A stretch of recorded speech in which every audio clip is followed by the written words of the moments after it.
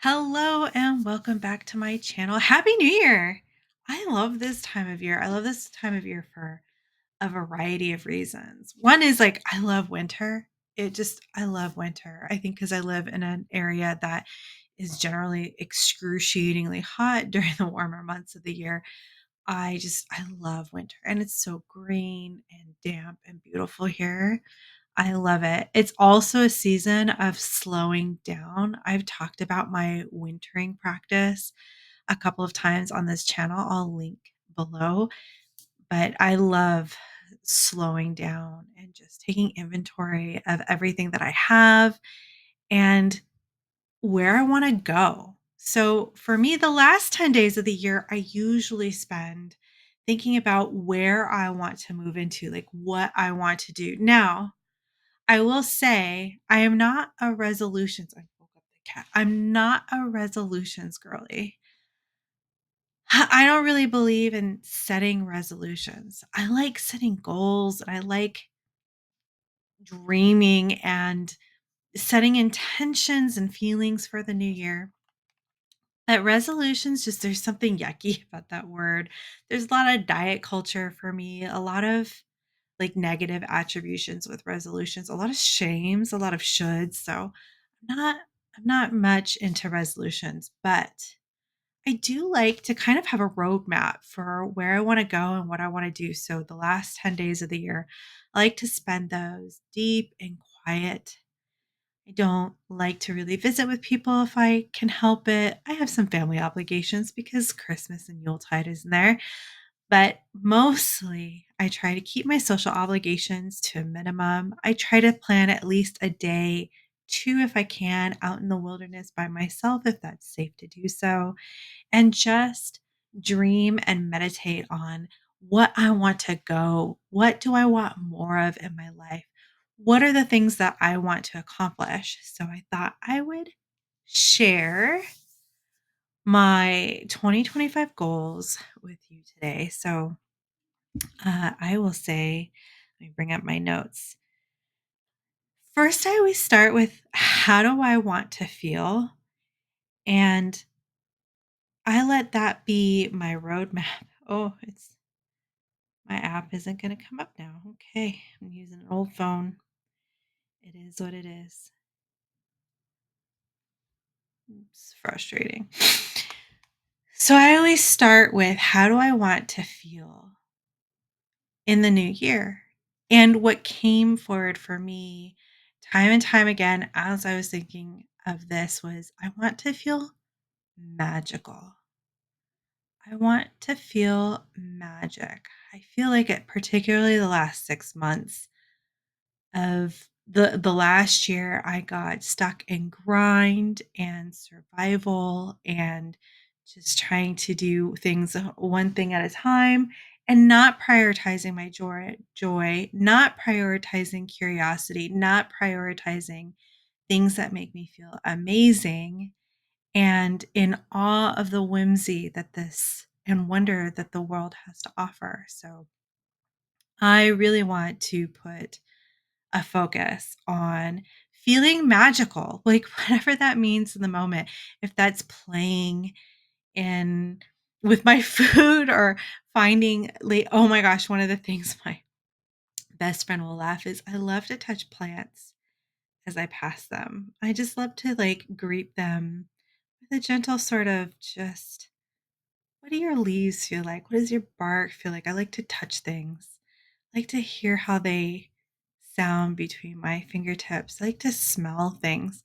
I remember one time I was in Yosemite with a friend and I was doing that. And there was a leaf I was not expecting to have this texture.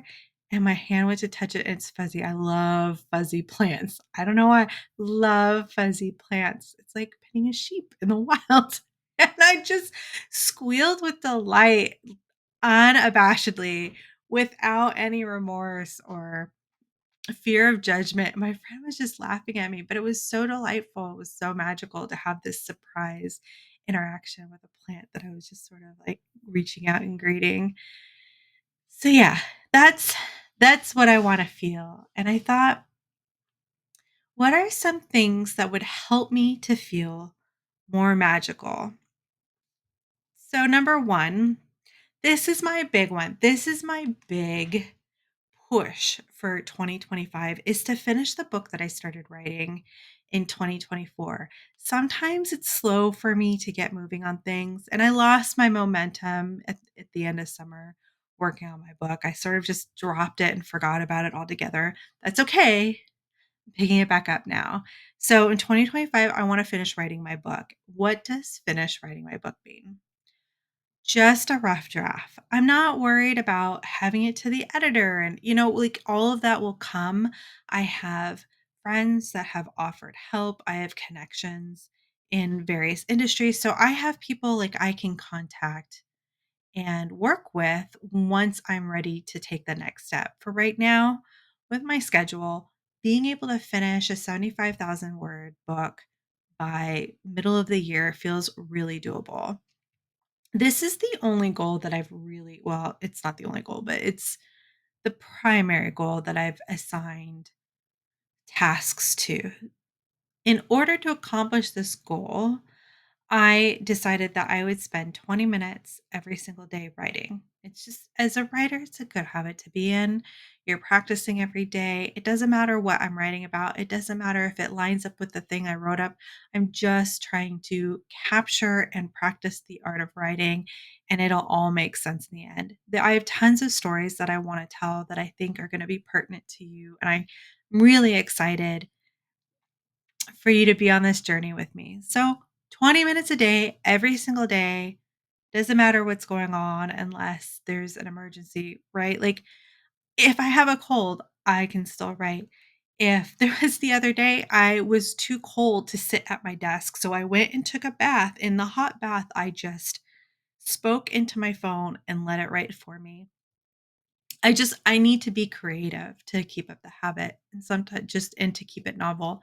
And that's fine for me. So, yeah, 2025, I'm going to write a book. My other goal is I really need to move more. The last 6 months, again, I've sort of fallen off all of my movement rituals. I used to get up and walk first thing in the morning. It's become a little bit difficult for me to walk in the morning, just the nature of where I live. It's not as safe. I wake up at between 4 and 5 in the morning, and I have to walk first thing. If I wait to take a walk, I won't walk. So if I'm not getting up and walking first thing, I'm not walking. In my area, it's become less accessible to walk, which is really unfortunate. It's not a bad area. It's just that time of day. It's dark. There's not a lot of people out, but the kind of people that are out, I don't really want to have an interaction with just in case something goes south. So it's not really safe. So instead, I haven't done anything. I just lay in bed and I watch TV until I need to roll out of bed and start getting ready for work, which is not healthy. I try to do some exercise after work, but sometimes I work late or there's something going on and I'm not always able to commit to that. So, what I've decided for 2025, I'm going to become a gym girly at least 3 times a week. So, gym girly doesn't necessarily mean I get out to the gym. In the summer months, it's going to be just fine for me to go walking at 5 a.m. because it's going to be the coolest part of the day. The sun's barely going to be coming up. So, I'll feel a lot safer during the summer to go out walking. But like this morning, instead, I went to the gym and I told myself, I'm going to walk a mile on a treadmill in the gym. I'm just going to show up, just going to focus on showing up and doing a really small, accessible goal like walking a mile or walking for 30 minutes on the treadmill. And then I plan to build that up as I go. I also incorporated like a 15-minute yoga routine today because I needed some, I was feeling stiff and I had the time. So I was able to get some movement in that way. Being a gym girly 3 times a week isn't necessarily going specifically to the gym. It's doing something active 3 times a week, like getting out of my comfort zone 3 times a week. I have a standing Saturday walk date with a friend. Sometimes we go hiking if we're able. Usually we just go walk at a really nice park that we have on the other side of town with his doggos. It's a lot of fun. So that would count as my one of 3. I'm just trying to keep it simple. If I want to add more, I'm not going to limit myself to 3. I can still do more, but I want to do a minimum of 3 days a week, getting some kind of movement in and not just stretching. I know that for my mental health, I need to sweat. I need to raise my body temperature. I need to raise my heart rate. It doesn't have to be a lot. I don't have to go for a jog. It doesn't have to be super vigorous. But this morning, just 25 minutes walking a mile on the treadmill, I got sweaty. Boom, that counts. The other goal I have for 2025 is to play and work in the garden more. I originally wrote this as work in the garden more, but garden activities isn't really work for me. I want to emphasize the play. Being able to play in my garden feels so much more magical than working in the garden. I love fiddling with my plants. I love pruning them. I love cutting them back. I love touching them and harvesting from them and futzing with them when they're babies. And there's something so creative about gardening. And this last year, I didn't really garden at all. The garden that I do have is all volunteers from the year before. I have this, I call it my Lazarus eggplant. I cut it off at the top of the soil, but it still came back. And it has, this is the other aspect of the play. It's a Thai eggplant. So it's these small round eggplants, and I'm not used to cooking with those. So most of them, I've just let them go to seed and raw off the vine. The local opossums really love them. So I've just been feeding my local wildlife with this wild plant. But part of the play is and getting myself out of my comfort zone is to really utilize what I'm growing. I could have been making beautiful green curries or roasting them and using the mash for Indian style curries. I could have been just experimenting with these eggplant in general, looking up different recipes. There is so much experimentation play that I just lost out on. So, I really want this next year to be more about using like really being in the garden. So, I want to be out there at least 15 minutes a day every day, even if that's just sitting and looking at everything. Just sitting in the sun or the rain or the wind and just being with my garden. Just letting it be a moment of peace.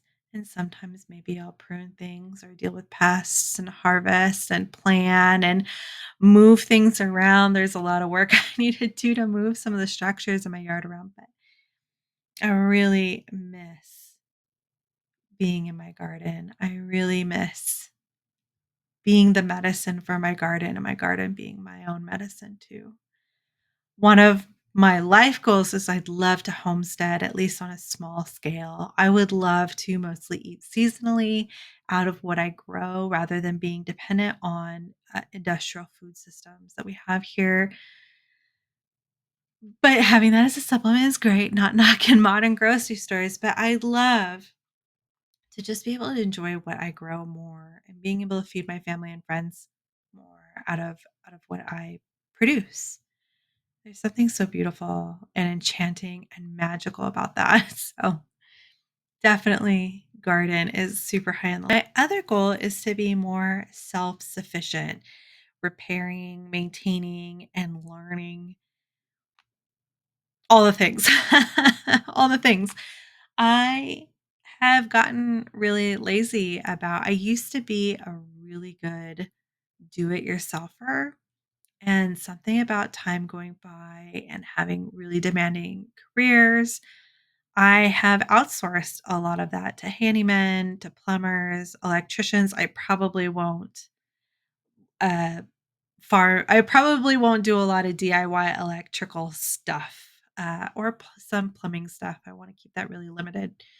But I do want to do more painting, more home repairs, more building of things, like building solutions. I have a half wall in my kitchen that's worthless, and I've always wanted to turn it into some kind of counter space for my tea and coffee. I want it to be a drink counter. I need a spot to house my tea. I also have this beautiful bay window that I've always wanted to build like a little bench into, and that could act as secondary storage for some of my heavier cast iron items that I don't really have a good space for in my really small kitchen. Those are really, like, low effort projects that I could probably do myself without hiring a contractor or having friends and family come in to do for me or a handyman. I think that that's something that's at least low enough bar that I can learn myself, and I think it'll give me very useful skills that I can apply and build on. One of the things that I recently ran into, I found a leak in my hot water line under my kitchen sink just the other day because of another issue that I caused. I knew there was an intermittent link, but I was never able to determine where it was coming from. And this time I saw it come from the source finally. So that's something I'm going to try to tackle on my own. Again, it's not like a major plumbing repair, but I think that's something I can look up on YouTube. And I have a friend coming over who's going to sit with me and just, be a secondary set of hands and help me work through that project. So I'm excited. It's important to have skills. It's important to have skills because if something were to happen, maybe I couldn't afford it, maybe I'd be in a situation where I can't call for help. I need to remind myself that I'm capable of learning new things and doing hard things that intimidate me.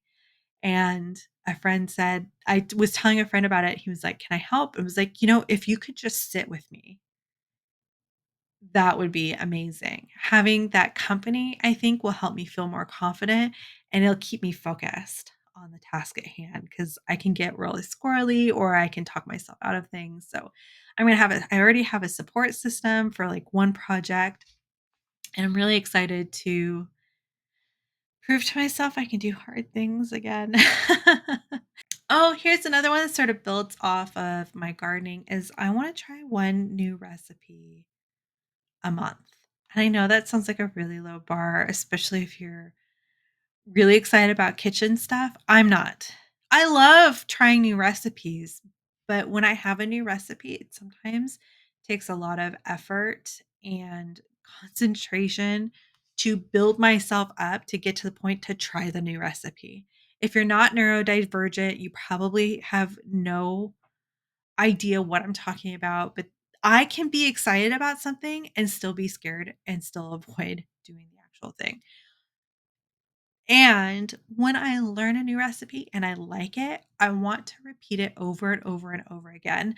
I want to get really good at mastering a single recipe and try my own variations and just I like to experiment. So having one recipe a month probably sounds like a really low bar, and that's intentional because I know how I am. I know the barrier for me to start the new thing is really high, and I know that I'm going to want to continue to iterate on a new thing over and over and over again. I hyperfixate on the new thing until I'm a master. It's just how I roll. Again, if you're neurodivergent, you get it. If you're not, maybe this sounds like really weird, but I'm really weird. So here we are. But yeah, one new recipe a month. I want to challenge myself and really expand my food repertoire because I kind of get stuck in a rut on things and then I just stop cooking altogether and I rely too much on DoorDash and Grubhub and Uber Eats and drive through, and that's not great. It's not great for my health. It's not great for my wallet. So I'm going to try one new recipe a month and I'll be able to lean on what I grow in the garden.